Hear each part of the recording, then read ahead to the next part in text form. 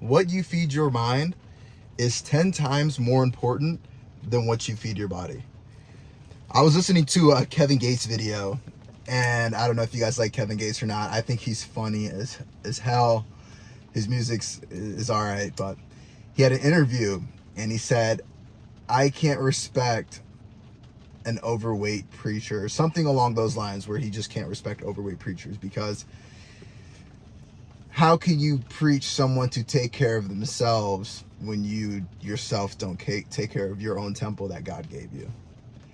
And while that's kind of funny, it's also kind of true. I think a lot of people look at people who are really, really fit and they'll say, oh, he's arrogant, he's cocky, good looking dude, nice car, dude's cocky. People want to hate him. Why?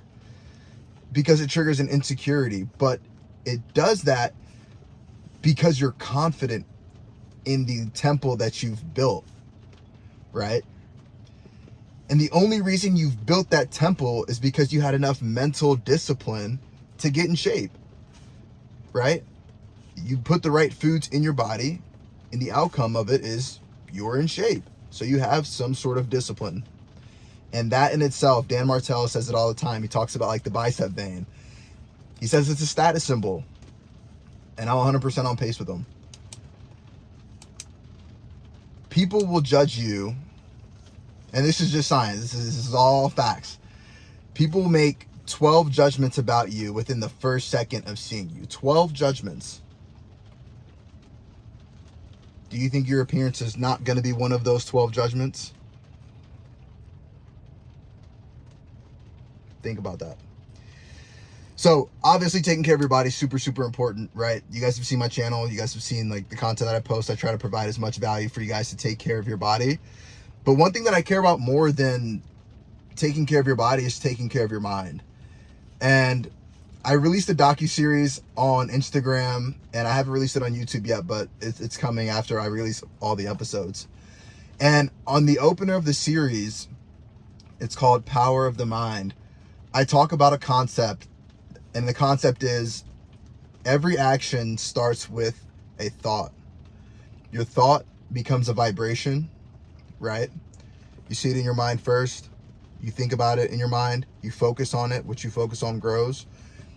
And it manifests because it's your vibration. You start your morning off and you're thinking positive thoughts. You're in a great mood. People say, oh, we're vibing. You're starting off on a good vibe, so you're rolling. So it starts with a thought, then it becomes a vibration. What happens when you're going about your day in a good vibe? Good things happen. Great things happen when you're in a great vibe. It's a snowball compound effect, right? So first it starts with a thought, then it becomes a vibration, and your vibration becomes your experience. It's how you interpret life. And Naval Ravikant, he was an early investor in like Uber, Postmates, and Twitter. He said something that was really, really powerful. He said, suffering is not real aside from physical pain. If someone pinches you and then you're like, ow, well, then that's pain. That's not suffering. We only suffer when we don't want to do the task that's at hand. For example, I just quit my corporate 9-to-5.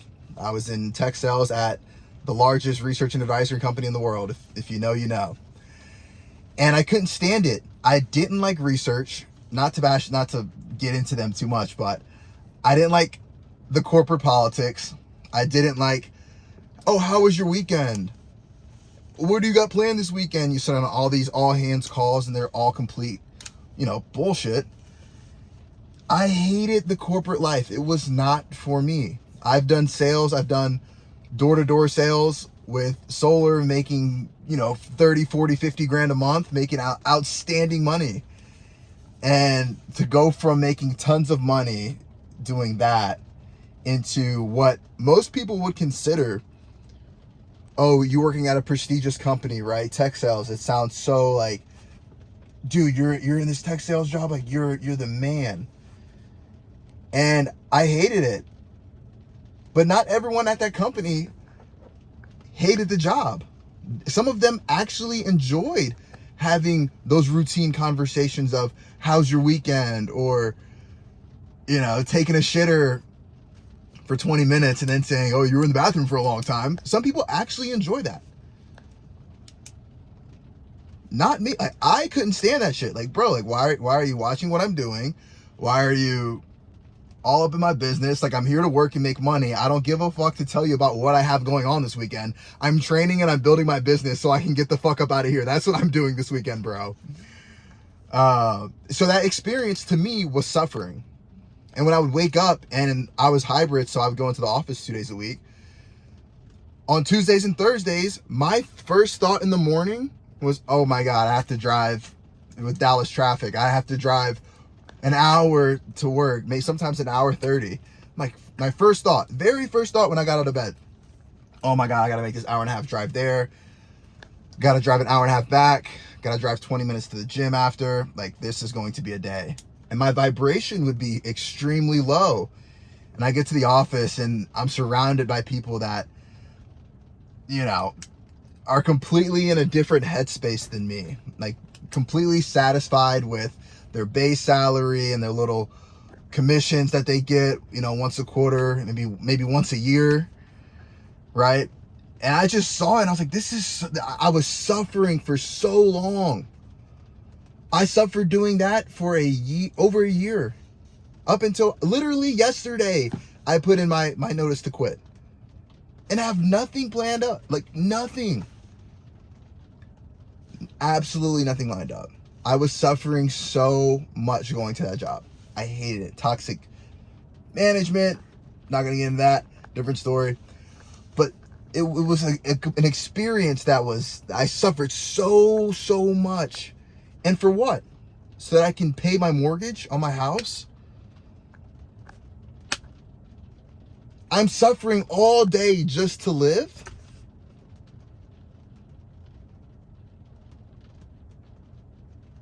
And at the same time, I'm putting what's really important to me on the back burner. My relationships suffered because I was in a state of suffering all of the time. And it all started with a thought. It all started on a thought on the Tuesday mornings and the Thursday mornings and the Sunday nights. Oh, I have work tomorrow. I'm working this job that I don't like. And then I come home and I'm exhausted. It's like, I don't want to continue living that life. Something has to change. And so a new thought pattern came in. And I said, I will only accept what I want my life to look like. And anything that is not that, I'm cutting it out. Relationships. Number one, went through a huge breakup.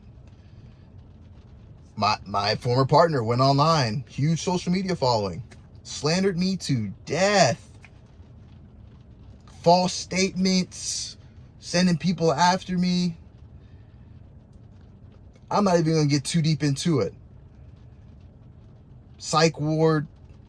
Bro, I have never been through some sort of breakup or had someone who I love do something like that to me. I said, that's got to go. I will never accept that out of my life. This job that I'm working, that I hate just to pay bills, I'm done with that. My house, I put tenants in there. I said, okay, let me figure out a new route. That does not serve me. Living in a 4-bed, 3-bath house doesn't serve me. It does nothing for me. I got no additional joy. Everyone talks about the American dream and, once I'm saving up to buy a house. And then it's like, all right, then what, bro? Yeah, it's cool. It's an investment piece now, but it doesn't make me any happier. In fact, it only added stress to my life. Lawn care, HOA fees, trees, the dumbest shit. Electricity bill through the roof because it's hot as hell in Texas during the summer. That house has brought nothing but stress to my life. I could give a damn about that house. I could give a damn. I said, this is no longer serving me. This is not what I want for my life. So the thought changed. I moved back home for a little bit, and I'm going to move to, somewhere really soon, somewhere tropical. I'm not going to say yet. But it's the life that I want to live, right? Getting into fitness coaching was like it was something that I always in the back of my mind thought was people would judge me for. Like, oh, you're just a fitness coach. Oh, okay. Like, great. But what I realized is I can make the same impact on people through fitness and the knowledge that I do know, because I made an impact on people when I was doing door-to-door solar. I still keep up with all my clients from who I sold 3-4 years ago, who have become like family to me. And I didn't love solar at all, right? Like, I had no emotional attachment to that. I was good at it. I went all in on that one thing, and I was good at it, but I was still able to impact people because I had that specific knowledge. So going back to the coaching, like in my mind, somewhere I sold myself a dream or a storyline that, oh, people will judge me if I do this. It's like, bro, who gives a fuck? Like, this is your life to live. It doesn't matter what anyone else says. If it doesn't align to your dream life and what you truly want, not what you think that sounds good that you want, not I'm going to work this corporate, white collar job because that's what success looks like. There is no criteria for success. Success is what you define it as. To me, like, for example, my dad thinks that I think anyone with money is successful. I said, fuck no, that could be further from the truth. The person who I see as successful is someone who takes care of their family, someone who is in shape, someone who makes money, someone who is kind to strangers, someone who's respectful, someone who has character, integrity. That's what being successful is. It's not about, oh, I make money, I'm so, because there's a lot of douchebags out there. You guys have seen the fucking Andy Elliott's and, all these people who they've got money. Even like a guy who I like respected for a long time, like Patrick Bet-David, and now all this stuff's coming out about, PHP and pyramid schemes and all this stuff. Most of those guys have a ton of dirt on them before they've gotten to where they are. That's just who it is. I don't want to be that type of guy. The reason why I chose fitness is because I have specific knowledge, because I've been doing it for, if you guys have followed like my Instagram, like go back and look. I was posting for 5-6 years on this fitness page and didn't even grow a following. Even to this day, I have like 300 followers, and I post on it every day religiously. And it's to provide value to people, because I've accumulated so much knowledge from having bad coaches. When I was in California, I hired a coach who was just not the greatest coach, didn't really hold me accountable, was charging me a lot of money. I was like, I wasn't really taking it serious. And I moved to Tampa. And when I moved to Tampa to launch a solar division out there, that's when I met my ex-lady. She had a coach in Tampa who was he was 10 times better than the coach that I had previous. And I learned his methodology of training and weight loss and gaining muscle. And after doing 2 shows with him, I got with my now current coach, who will be my forever coach, Coach Drew. If you're watching this, we locked in, twin. Like, Coach Drew's been leaps and bounds even better. So I have all these experiences through these coaches that I've had over the years, my own philosophy and methodology, my own twist. If I can impact people in solar, if I can impact even the people I impacted when I was at my tech company that I've made lifelong friendships with, if I can do that in an environment that I would consider myself suffering in, how can I not do that right now with something that I have a passion for? So, I mean, you got to be delusional. You got to be a little bit, you got to have some audacity to you. Like, anyone with extreme success has always said that. Naval Ravikant, Napoleon Hill, Alex Hormozzi, all these successful businessmen, like, they all say the same thing, right? It's like eventually you have to take a risk. And that's what I'm doing. Like I told you guys, I had no backup plan when I quit my tech job.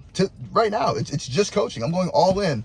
And what's crazy about that is, and I made a story about this yesterday, is that as soon as you commit to the world, I'm going to do this, I'm going to go all in on fitness coaching, watch how many distractions you get.